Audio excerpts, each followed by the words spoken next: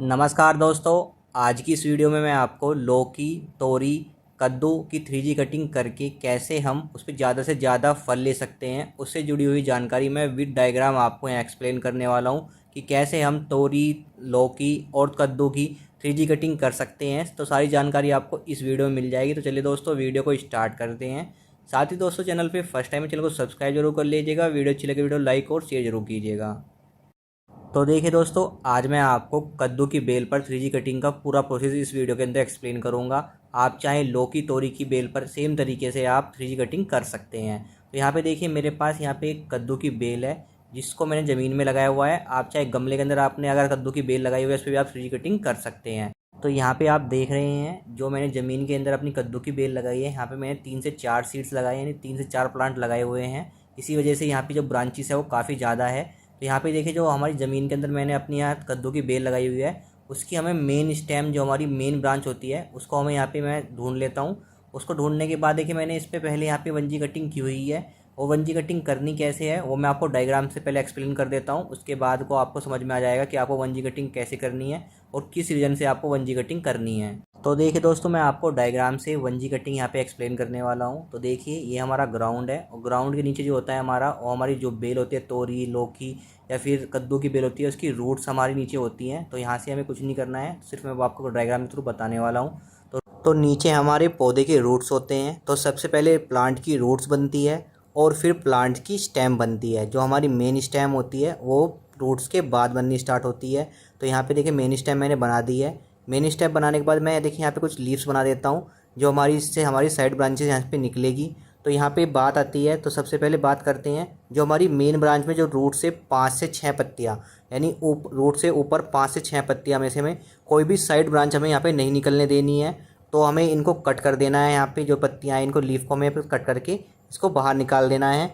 और आज साथ ही 5 से 6 पत्ते छोड़ने के बाद जब मेन ब्रांच में 6 से 8 पत्तियाँ आ जाएं तब हमें करनी है 1G कटिंग। यानी नीचे की 5 से 6 पत्तियाँ यानी 6 ब्रांच हमें कट करने के बाद जो ऊपर हमारी 6 से 8 ब्रांचेस निकलेगी या पत्तियाँ निकलेगी, उनको गिनने के बाद, यानी 6 से 8 पत्तियाँ हो जाने के बाद या ब्रांच हो जाने के बाद हमें कर देनी है 1G कटिंग। यानी उस स्टेम को हमें स्टेम की टिप को हमें कट कर देना है। कट करने के बाद देखिए, ये हमारी जाती है 1G कटिंग। और जो हमारी स्टेम पे हम यहाँ पे कट करते हैं उसको बोलते हैं हम मेन स्टेम।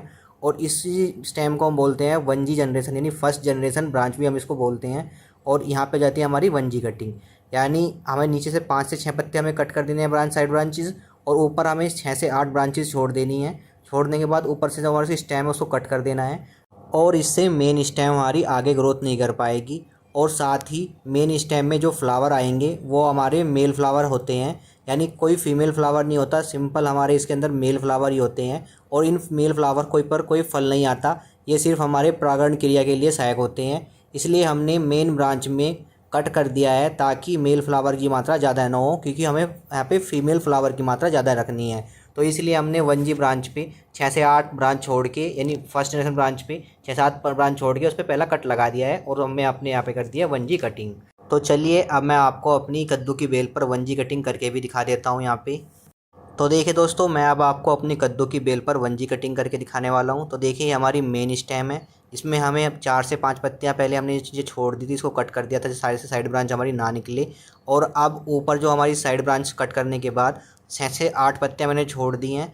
6 से 8 पत्ते छोड़ने के बाद देखिए, अब मैं यहाँ पे जो इसकी मेन स्टेम है उसको कट करने वाला हूँ। क्यों कट करना है? क्योंकि हमारी मेन स्टेम पे क्या होता है, मेल फ्लावर की मात्रा ज़्यादा होती है, इसलिए यहाँ पे मैं इसको कट करने वाला हूँ। तो आप किसी प्रूनिंग टूल से हाथों से भी इसको, जो इसकी मेन स्टेम है उसको कट कर सकते हैं। उसकी टिप को यहाँ पे कट कर देना है। तो यहाँ पे मैंने कट कर दिया है। ये हो गई हमारी 1G कटिंग। तो यहाँ पे हमने मेन स्टेम की टिप को कट कर दिया, यानी 6 से 8 साइड ब्रांच को छोड़ के यहाँ पे मैंने 1G कटिंग यहाँ पे कर दी है। सेम तरीके से लौकी और तोरी की बेल पर भी आप इस तरीके से ही 1G कटिंग कर सकते हैं। यहाँ पे 1G कटिंग करने का मेन रीज़न ये है क्योंकि हमारी मेन स्टेम पे मेल फ्लावर आते हैं और हमें चाहिए फीमेल फ्लावर। तो अब मैं अपने डायग्राम पे वापस आता हूँ और आपको बताता हूँ 2G कटिंग आपको क्यों करनी है और कैसे करनी है।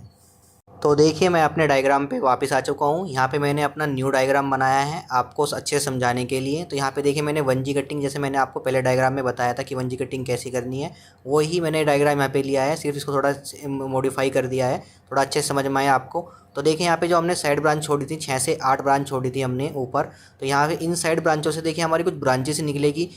जैसे जो ब्रांचेस निकलेगी एवरी लीफ के साइड से हमें एक ब्रांच मिलेगी।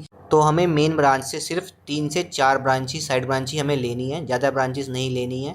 तो यहाँ पे मैं 3 से 4 ब्रांच ही मैं अपने यहाँ पे मेन ब्रांच से लेने वाला हूँ। और जो ये साइड ब्रांच निकलेगी हमारी मेन ब्रांच से वो होती है हमारी सेकंड जनरेशन ब्रांच, इसको हम 2G ब्रांच भी बोलते हैं।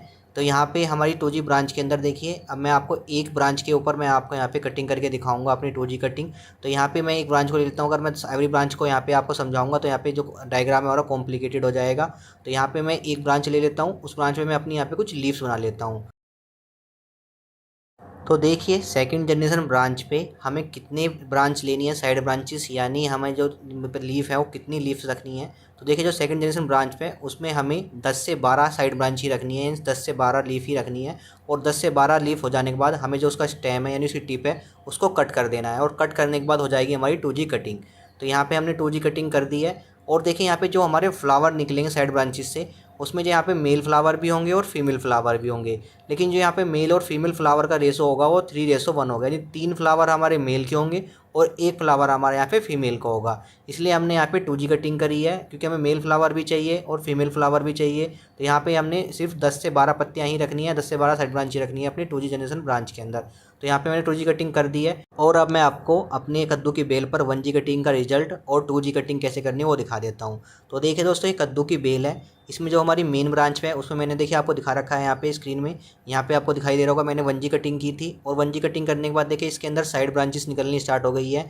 और 1G कटिंग करने के बाद देखिए साइड ब्रांचेस जो निकली हैं उसमें देखिए हमारे जो मेल है और फीमेल फ्लावर होते हैं, कुछ तो यहाँ पे 3:1 होता है, यानी 3 फ्लावर हमारे मेल फ्लावर होंगे और 1 फ्लावर हमारा यहाँ पे फीमेल फ्लावर होगा। तो यहाँ पे देखिए एक फीमेल फ्लावर है जिसमें हमारा क्या है जो फल बन रहा है, यानी फीमेल फ्लावर पे ही हमारा फल बनता है। और अभी जो साइड ब्रांच है हमारी सेकंड जनरेशन ब्रांच है वो अभी आगे बढ़ रही है। जब इस पे 8 से 10 हमारी लीफ यानी साइड ब्रांचेस निकल जाएंगी तो फिर मैं इसका मेन स्टेम जो हमारा टिप है उसको कट कर दूंगा, ताकि जो सेकंड जनरेशन से ब्रांच से हमारी थर्ड जनरेशन ब्रांच हमारे यहाँ पे निकले। तो देखिए यहाँ पे मेरे 3 से 4 कद्दू की बेल हैं जिसमें मैंने 1G कटिंग की हुई हैं। और 1G कटिंग करने के बाद यहाँ पे देखिए साइड ब्रांचेस निकलनी स्टार्ट हो रही हैं। जो मेन ब्रांच पे सिर्फ हमारे मेल फ्लावर आते हैं और साइड ब्रांच पे देखिए हमारे 3:1 पे हमारे जो फ्लावर आते हैं, 3 फ्लावर हमारे मेल फ्लावर रहेंगे और 1 फ्लावर हमारा फीमेल फ्लावर रहेगा जिसमें हमारा फल रहेगा। तो अब मैं डायग्राम पे वापस आ जाता हूँ और आपको 3G कटिंग के बारे में बताता हूँ। तो देखिए दोस्तों, मैं अपने डायग्राम पे वापस आ चुका हूँ। यहाँ पे मैंने डायग्राम को दोबारा से मॉडिफाई कराया आपको अच्छे से समझाने के लिए। तो यहाँ पे देखिए 1G और 2G कटिंग मैंने पहले आपको डायग्राम में एक्सप्लेन कर दी है। अब देखिए जो 2G ब्रांच होती है उससे हमारी साइड ब्रांचेस निकलती हैं और इन साइड ब्रांचों को हम बोलते हैं थर्ड जनरेशन ब्रांच। तो यहाँ पे भी जो हमें ब्रांच लेनी है वो 3 से 4 ही ब्रांच लेनी है, ज़्यादा ब्रांचेस हमें नहीं लेनी है। और इन साइड ब्रांचेस पे हमारी जो लीफ आएंगी, इन साइड ब्रांचेस आएंगी, तो पहले मैं उसको बना लेता हूँ अच्छे से।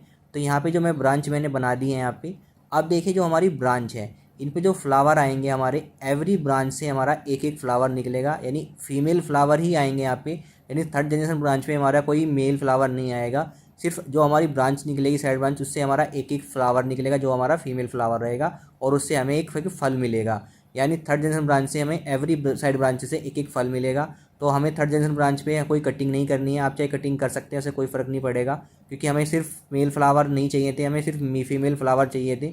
तो हमें एवरी ब्रांच से सिर्फ फीमेल फ्लावर ही मिलेंगे थर्ड जनरेशन ब्रांच से। तो यहाँ पे हमें 3G कटिंग नहीं करनी है, सिंपल ये हमारा 3G कटिंग का प्रोसेस है। यहाँ पे हमें जो एवरी ब्रांच से यहाँ पे एक एक फल हमें मिलेगा। इससे हमें क्या होगा, हमारी जो ब्रांचेस होंगी जितनी भी हमारी थर्ड जनरेशन ब्रांचेस होगी उनके एवरी साइड ब्रांचेस से हमारे एक एक फल मिलेगा, जिससे हमारे फल की मात्रा काफ़ी ज़्यादा होगी। और यहाँ पे हमारी 3G कटिंग का प्रोसेस हो जाता है कंप्लीट। तो इस तरीके से हम अपने कद्दू की बेल पे, लौकी की बेल पे और तोरी की बेल पे 3G कटिंग कर सकते हैं और उससे ज़्यादा फल ले सकते हैं। तो अभी मैंने आपको 1G कटिंग करके दिखा दी है यहाँ पे। और 1G कटिंग करने के बाद देखिए मेन ब्रांच से हमारी साइड ब्रांच बननी स्टार्ट हो चुकी है, यानी जो हमारी सेकंड जनरेशन ब्रांच है वो स्टार्ट हो चुकी है। उसमें अभी 4 से 5 लीफ यानी 4 से 5 साइड ब्रांच निकली हैं। तो अभी जब ये साइड ब्रांचेस हमारी 8 से 10 हो जाएंगी तो फिर मैं इसके सेकंड जनरेशन ब्रांच में से इसकी मेन स्टेम, मेन टिप को उसको कट कर दूंगा, जिससे हमारा 2G कटिंग का प्रोसेस कंप्लीट हो जाएगा। और 2G कटिंग करने के बाद जो सेकंड जनरेशन ब्रांच से जो हमारी साइड ब्रांचेस निकलेगी वो होंगी हमारी थर्ड जनरेशन ब्रांचेस, जिसपे हमारे एवरी ब्रांच साइड ब्रांच से हमारा एक फ्लावर आएगा जो हमारा फीमेल फ्लावर होगा, जिसपे हमारा फल लगेगा। और इस तरीके से हम कद्दू की बेल से ज़्यादा से ज़्यादा फल ले सकते हैं एक साइड ब्रांच से। और इस पर काफ़ी ज़्यादा मात्रा में कद्दू आएंगे। इसका रिजल्ट मैं आपको नेक्स्ट वीडियो में दिखाऊंगा। तो इस तरीके से हम 3G कटिंग कर सकते हैं अपनी कद्दू की बेल पे, तोरी की बेल पे और यहाँ पे लौकी की बेल पे। तो कैसे कटिंग करना है विद डायग्राम मैंने आपको एक्सप्लेन कर दिया है, तो आपको अच्छे समझ में आ गया होगा। तो और आप भी अपनी 3G कटिंग करके अपने कद्दू की बेल पे, लौकी की बेल, तोरी पे ज़्यादा से ज़्यादा फल ले सकते हैं। तो दोस्तों, आपको आज की वीडियो कैसी लगी? वीडियो अच्छी लगी हो तो वीडियो को लाइक ज़रूर कीजिएगा, चैनल पे फर्स्ट टाइम चैनल को सब्सक्राइब जरूर कर लीजिएगा और वीडियो को अपने फ्रेंड के साथ शेयर करना ना भूलिए। Thank you.